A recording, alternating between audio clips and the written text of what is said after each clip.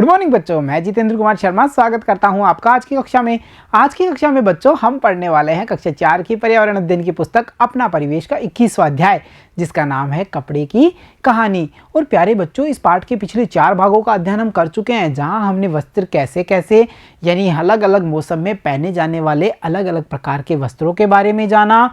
साथ ही साथ हमने वस्त्रों के अलग अलग जो प्रकार हैं उनका निर्माण कैसे होता है, कैसे सूती वस्त्र बनता है, कैसे रेशमी वस्त्र बनेंगे, कैसे ऊनी वस्त्र का निर्माण होता है, खादी के वस्त्रों का निर्माण कैसे होता है, इन सब के बारे में विस्तार से जानकारी प्राप्त कर ली थी। बच्चों, भाग संख्या 4 में हमने यह जाना था कि जो कपड़ों पर रंगाई का कार्य है एवं छपाई का कार्य है वो कैसे संपादित किया जाता है। बच्चों, आप कई जगह गए होंगे, इतना बड़ा हमारा राजस्थान है, इतना बड़ा हमारा भारत है, कई स्थानों की यात्रा आपने जरूर की होगी, या कई स्थानों के लोग हैं, कई अलग अलग क्षेत्रों के जो निवासी हैं उन्हें आप मिल चुके होंगे। बच्चों, हम ये देखते हैं कि जो अलग अलग स्थानों पर रहने वाले व्यक्ति हैं वो उनकी जो भाषा होती है वो कुछ अलग ही होती है। बिहार में रहने वाले जो व्यक्ति हैं वो भोजपुरी भाषा बोल रहे हैं, हम राजस्थान में रहने वाले जो व्यक्ति हैं वो राजस्थानी भाषा बोलते हैं, कोई मराठी बोल रहा है, कोई बंगाली बोल रहा है। यानी सब जो क्षेत्र विशेष हैं, अलग अलग क्षेत्र हैं, वहाँ रहने वाले जो व्यक्ति हैं उनकी भाषा अलग अलग होती है। तो क्या बच्चों, ये जो क्षेत्र विशेष है इनका प्रभाव हमें कपड़ों पर भी देखने को मिलता है।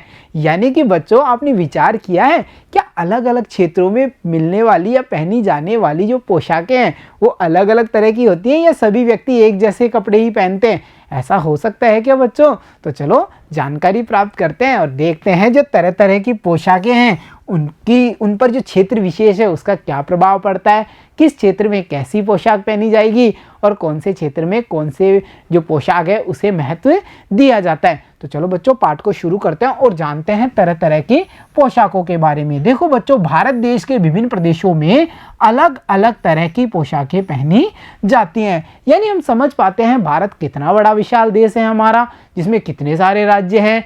उन अलग अलग क्षेत्रों में अलग अलग प्रकार की जो पोशाकें हैं बच्चों वो पहनी जाती हैं। जैसा इस इमेज में बच्चों हम देख पा रहे हैं, एक पुरुष और एक महिला को, और इन्होंने धारण की हुई है कश्मीरी पोशाक, यानी ये रहते हैं कश्मीर में और इनकी पोशाक को हम देख पा रहे हैं कितनी अलग ही तरीके की है ना बच्चों। इसी प्रकार यहाँ देखिए बच्चों, ये जो जोड़ा हमें दिख रहा है ये है बंगाल की पोशाक पहने हुए। यानी हम समझ पा रहे हैं बंगाल में कश्मीर से अलग पोशाक पहनी जाती है। उसी प्रकार यहाँ देखिए, ये व्यक्ति आए हैं महाराष्ट्र से और इनकी जो पोशाक है उसे भी हम देख पा रहे हैं, ये उन दोनों से अलग है, यानी कश्मीर वाली पोशाक से भी और बंगाल वाली पोशाक से भी। अब अगले व्यक्ति जो हमसे मिलने आए हैं वो है पंजाब के, और पंजाब की पोशाक को बच्चों हम देख पा रहे हैं ये उन सब से भी अलग है। यानी बच्चों, हम यह समझ पा रहे हैं कि जो अलग अलग क्षेत्र हैं वहाँ पर पहनी जाने वाली जो पोशाकें हैं वो अलग अलग प्रकार की होती है, यानी इनकी सिलाई इस प्रकार से की जाती है, ये अलग ही प्रकार की दिखती है। बच्चों, ये बात अलग है कि इनके निर्माण के लिए, जैसे अगर ये सूती वस्त्र से निर्मित हैं तो प्रक्रिया वही होगी, वैसे ही कपास उगाया जाएगा, वैसे ही मशीन से धागा बनाया जाएगा, वैसे ही बुनाई का कार्य होगा, वैसे ही उसकी सिलाई होगी, रंगाई होगी। तो हम समझ पा रहे हैं इनको बनाने के लिए जो कपड़ा है वो चाहे एक हो, परंतु इनकी जो सिलाई या बनावट का कार्य है वो क्षेत्र विशेष के आधार पे अलग अलग प्रकार का होता है। तो हम ये कह सकते हैं कि हमारे जो भारत है, हमारा जो भारत देश है, उसमें अलग अलग प्रदेशों में अलग अलग प्रकार की पोशाकें पहनी जाती हैं। तो बच्चों, देखा आपने, हमने ये जानकारी प्राप्त कर ली कि क्षेत्र विशेष का प्रभाव पोशाकों की बनावट पर जरूर पड़ता है और क्षेत्र विशेषों में अलग अलग प्रकार की पोशाकें पहनी जाती हैं। तो चलो बच्चों, अब हम देखते हैं, या अब समय है यह जानने का कि इस पूरे अध्याय यानी कपड़े की कहानी नामक अध्याय से हमने क्या क्या सीखा है। तो चलो शुरू करते हैं। हमने सीखा, देखो बच्चों, हमने सीखा में सबसे पहले इस अध्याय से हमने यह जाना कि कपास से कपड़े बनाने का तरीका, कपास उगाना, बीनना, सूत काटना, बुनाई करना, रंगाई करना, छपाई करना व सिलाई करना है। यानी ये वो प्रक्रिया है जो कपास से कपड़ा बनाने में की जाती है। ये सारे कार्य किए जाते हैं और फिर बनता है कपास से कपड़ा, और ये बात हमने अध्याय में जान ली थी। साथ ही साथ हमने यह जाना कि हाथों से काते बुने कपड़े खादी के कपड़े कहलाते हैं। यानी खादी के कपड़े कौन से होंगे? जिन्हें हम हाथों से कातेंगे या फिर हाथों से बुना जाता है, उन्हें हम कहते हैं खादी के कपड़े। बच्चों, भेड़ से हमें ऊन प्राप्त होती है और इस प्राप्त ऊन से हम कौन से वस्त्र बनाते हैं? ऊनी वस्त्र। उसी प्रकार देखिए, रेशम कीट से रेशम प्राप्त होता है, जिस रेशम की सहायता से रेशम के धागे का निर्माण किया जाता है और बनाया जाता है रेशमी वस्त्रों को। वैसे ही हमने यह भी जाना कि खादी वस्त्र और दूसरे वस्त्रों को तैयार करने में अनेक लोगों को रोजगार मिलता ही है ना। कोई कताई के व्यवसाय में लगा हुआ है, कोई बुनाई के व्यवसाय में लगा हुआ है, कोई सिलाई में, कोई रंगाई में, कोई छपाई में। तो हम समझ पा रहे हैं कि इस पूरे वस्त्र व्यवसाय से अनेकों लोगों को रोजगार उपलब्ध होता है और ये सारी बातें हमने आज के इस अध्याय से सीख ली हैं। तो बच्चों, जब हमने इतना कुछ जान लिया है तो अब समय है जाना, समझा और बताइए शुरू करने का। तो चलो देखते हैं, जाना, समझा और बताइए में जो हमारा पहला प्रश्न है वो है, आदि मानव क्या पहनते थे?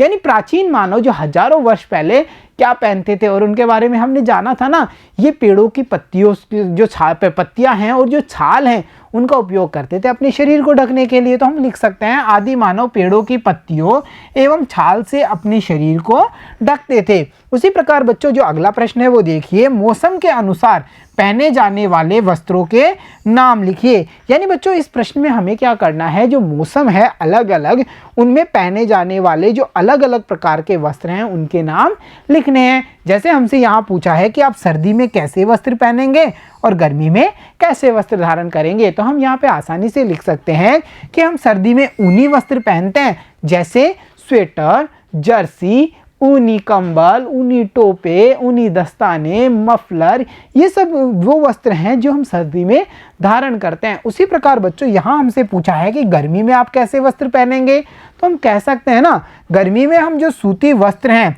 वो उपयोग में लेंगे, जैसे शर्ट, पैंट, कुर्ता, पजामा या जो सूत से निर्मित कपड़े होंगे, सूती साड़ी होंगी, उन सब का उपयोग करते हैं हम गर्मी की ऋतु में। तो यहाँ पर बच्चों हमने जाना कि अलग अलग मौसम के अनुसार जो वस्त्र पहने जाएंगे वो अलग अलग प्रकार के होते हैं। तो चलो अब देखते हैं अगला प्रश्न, और अगला प्रश्न है, रेशम कहाँ से प्राप्त किया जाता है? देखो बच्चों, रेशम कहाँ से प्राप्त किया जाता है इसके बारे में हमने विस्तार से समझ बनाई थी कि कैसे सहतूत की पत्तियों पर रेशम के कीड़े को पाला जाता है और इस कीट की जो लार होती है उसके द्वारा रेशम का निर्माण होता है। तो हम यहाँ पे बड़ी आसानी से लिख सकते हैं कि रेशम के कीट से प्राप्त होता है। रेशम कीट अपनी लार से रेशम का धागा तैयार करता है। तो हमने यहाँ पर जाना कि जो रेशम है वो कहाँ से प्राप्त किया जाएगा। तो चलो अब देखते हैं अगला प्रश्न, और अगला प्रश्न है, महात्मा गांधी किस तरह के वस्त्रों को प्रोत्साहित करते थे और क्यों? यानी कि इस प्रश्न में हमें दो प्रश्न पूछे गए हैं। एक तो महात्मा गांधी जी के द्वारा प्रोत्साहित किए जाने वाले वस्त्र कौन से हैं और वो उन्हें प्रोत्साहित करते थे तो क्यों करते थे। तो हमने जाना था कि महात्मा गांधी खादी से बने हुए जो वस्त्र हैं या खादी के वस्त्र हैं उन्हें प्रोत्साहित करते थे। और क्यों? क्योंकि गांधी जी मानते थे कि जो खादी है या खादी के वस्त्र हैं, अगर वो ज़्यादा मात्रा में चलेंगे, ज़्यादा बिकेंगे, उनकी डिमांड ज़्यादा होगी, तो जो अनेक सारे व्यक्ति हैं उन्हें रोजगार उपलब्ध होगा। तो हम यहाँ पे लिख सकते हैं कि महात्मा गांधी खादी से बने वस्त्र पहनने के लिए लोगों को प्रोत्साहित करते थे, क्योंकि वे मानते थे कि इससे लोगों को रोजगार मिलेगा। तो हमने यहाँ पर जाना महापुरुष महात्मा गांधी जी के बारे में कि उन्होंने कौन से वस्त्रों को प्रोत्साहित किया और क्यों किया। तो चलो अब बढ़ते हैं अगले प्रश्न पे, और अगला प्रश्न है, कपड़ों की रंगाई कैसे की जाती है, लिखिए। बच्चों, जब हमने कपड़ों के अलग अलग रंगों के बारे में जाना था कि कैसे दिखते हैं हमें अलग अलग रंग, ये क्या कारण है, तब हमने विस्तार से समझा था कपड़ों की रंगाई के बारे में, और उस पूरी प्रक्रिया को हमें यहाँ इस प्रश्न में बताना है। जैसे कि सबसे पहले जिस कपड़े को रंगना है उसे 3 से 4 घंटे पानी में भिगोएंगे, फिर रंगाई के लिए घोल तैयार करेंगे जिस कलर का हमें कपड़ा बनाना है हल्के गर्म पानी में, और साथ ही साथ हमने यह भी जाना था कि इसको डंडी से हिलाते रहेंगे ताकि घोल अच्छा बने। और फिर बच्चों हमने ये देखा था कि इस घोल में हम नमक मिलाते हैं पक्का रंग बनाने के लिए। साथ ही साथ हमने ये जाना था कि इसमें कपड़ा डाल करके 15 से 20 मिनट तक उबालते रहेंगे और बीच बीच में इसको हिलाते भी रहेंगे ताकि कपड़े पर धब्बे ना पड़े। और फिर अंत में हमने यह देखा था कि इस प्रक्रिया के दौरान इस कपड़े को अब उबलते हुए पानी से बाहर निकाल करके फिटकरी के जो साफ पानी है फिटकरी डाला हुआ उसमें धोएंगे या उसमें रखेंगे और उसके बाद में फिर इसे सुखा करके तैयार कर लिया जाता है रंगीन कपड़ा। तो ये बच्चों वो पूरी प्रक्रिया है जो रंगाई के दौरान हमारे द्वारा की जाती है और उसको हमने यहाँ पर बड़ी आसानी से लिख दिया। तो देखा बच्चों आपने अध्याय का कितनी गहनता से अध्ययन किया हमने और कितनी सारी जानकारी प्राप्त की इस कपड़े की कहानी के बारे में। तो चलो बच्चों अब एक प्यारी सी एक्टिविटी करके भी देखते हैं, यानी यह भी कीजिए। देखो बच्चों यह भी कीजिए में हमें क्या एक्टिविटी करनी है, हमें यह करना है कि विभिन्न प्रकार के कपड़े जैसे सूती, रेशमी, ऊनी आदि विभिन्न डिजाइन के कपड़े जैसे कढ़ाई के, बंदेज के, छापे के इत्यादि विभिन्न रंग के छोटे छोटे अनुपयोगी कपड़ों का संग्रहण कर वर्गीकृत करके एक एल्बम बनाइए। यानी बच्चों आपको ये प्यारी सी एक्टिविटी खुद से करनी है। इसमें आप क्या करेंगे, अनेक प्रकार के जो कपड़े हैं अलग अलग प्रकार के उनके टुकड़े इकट्ठे करेंगे, अलग अलग डिजाइनों के कपड़ों के जो टुकड़े हैं वो अलग अलग इकट्ठे करेंगे।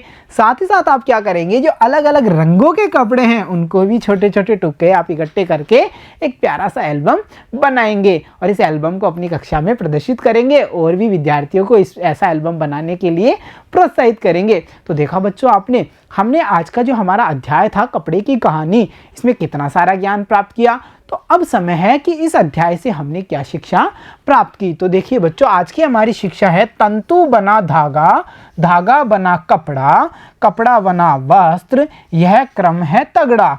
यानी कि बच्चों हमने जाना था तंतु या रेशे से निर्मित होता है धागा, हुआ था ना जहां हमने आवर्धक लेंस की सहायता से पता किया था। बच्चों इस तंतु से बनता है धागा, फिर इस धागे को बुनाई करके बनाया जाता है कपड़ा।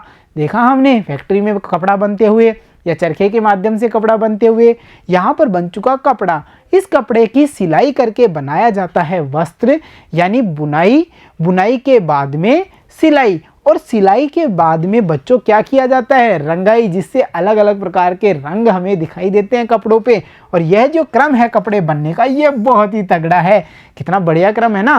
रेशे से धागा बनाओ, धागे से कपड़ा, कपड़े से वस्त्र बनाओ। तो देखा बच्चों आपने आज के इस अध्याय में हमने जानकारी प्राप्त की कपड़े की कहानी के बारे में, कैसे कपड़ा आया, यानी खेत से वस्त्र बनने तक की जो पूरी प्रक्रिया है उसको हमने समझा। रेशम के कीट से रेशम प्राप्त करना, रेशमी कपड़े बनाना, भेड़ से ऊन प्राप्त करके ऊनी कपड़े बनाना, तो हम पूरे जो कपड़े की कहानी है उसको समझ चुके हैं। तो प्यारे बच्चों आज की कक्षा में इतना ही, मिलता हूँ आपसे अगली कक्षा में, तब तक के लिए धन्यवाद बच्चों।